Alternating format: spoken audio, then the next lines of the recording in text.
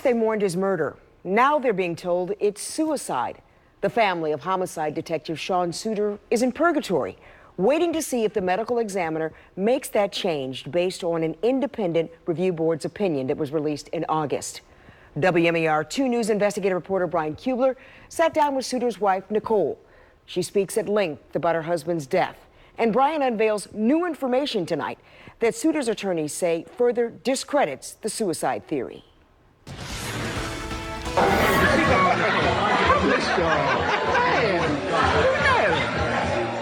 This is Sean Suiter, taken just days before a review board says he killed himself. Did you take this? Yes. When you took it, did he know you were taking it? He didn't. So why'd you take it? Or like tell me like because he just so goofy. So I just caught him. That smile, the last intimate moment Nicole and her husband shared. She texted this video to him an hour before he was shot on November 15th last year. He called, they laughed.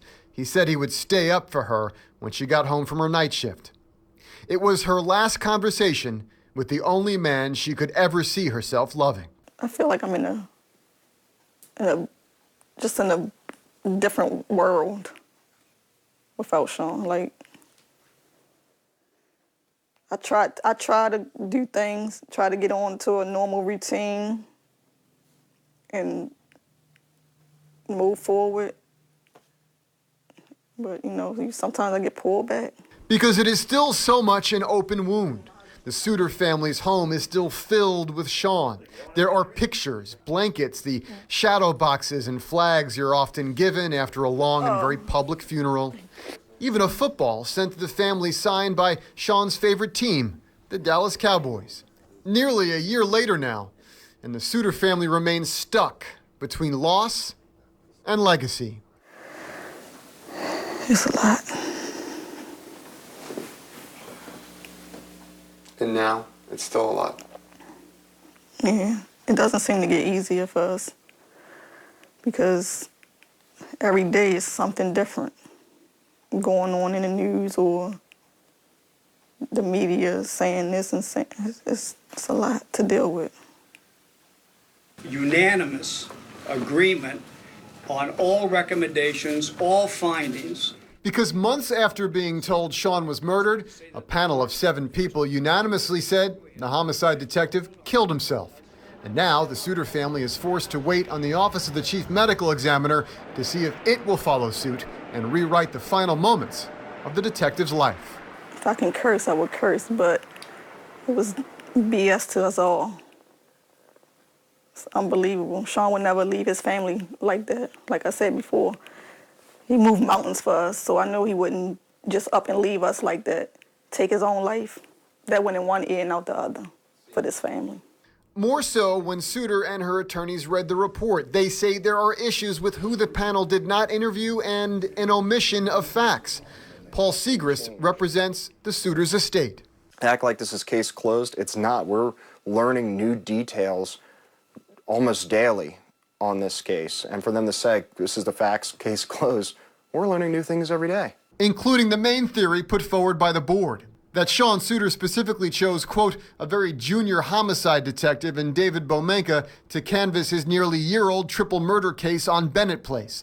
But in fact, it was David Bomenka who had the more active case on that block. 15-year-old Jeffrey Quick was shot and killed in August of 2017. It was Bomenka's case, and according to case documents obtained by WMAR 2 News, it partly relied on the witness testimony of a woman in the 900 block of Bennett Place. The documents show she was located on the morning Suiter was shot, but refused to cooperate with the homicide operations team dispatched to bring her in. Sources close to the investigation say Detective Bomenka was then ordered to return to the block later that day and convince the witness himself, and that Sean Suiter was simply the only other detective available to go with him. Attorneys for Suiter say this shows Bomenka had the immediate reason to be on Bennett Place that day, and that Suiter couldn't have orchestrated the elaborate suicide plot claimed in the IRB report. You may have noticed the members of the Suter family were wearing T-shirts with the hashtag Justice for Sean. Nicole says she will fight if the manner of her husband's death is changed by the medical examiner and the case is closed. Her attorneys say they have spoken with the chief medical examiner, who indicated a change is possible, but there's still no word just yet. In the meantime, Suter's attorneys say they have applied for Sean's death benefits this very week. We also contacted the company who produced the IRB report. They sent us to the BPD for comment, and police can only simply say at this point that it remains an open case.